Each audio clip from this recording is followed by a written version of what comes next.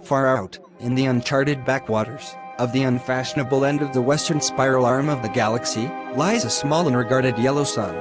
Orbiting this at a distance of roughly 92 million miles is an utterly insignificant little blue-green planet, whose ape-descended life forms are so amazingly primitive that they still think digital watches are a pretty neat idea.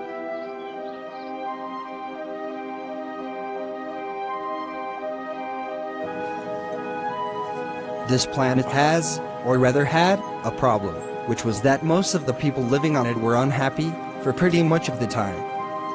Many solutions were suggested for this problem, but most of these were largely concerned with the movement of little pieces of paper. Which is odd, because it wasn't the small green pieces of paper that were unhappy. And so the problem remained, that lots of the people were mean, and most were unhappy. Even the ones with digital watches. Many were increasingly of the opinion that they'd all made a big mistake in coming down from the trees in the first place. And some said even the trees had been a bad move, and that no one should have ever left the oceans.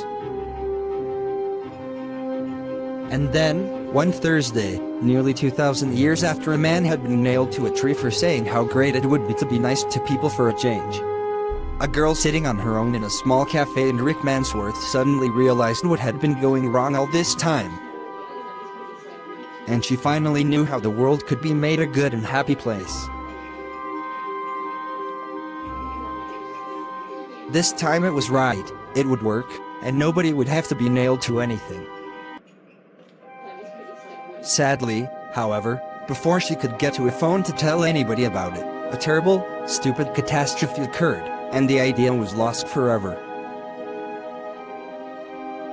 This is not her story.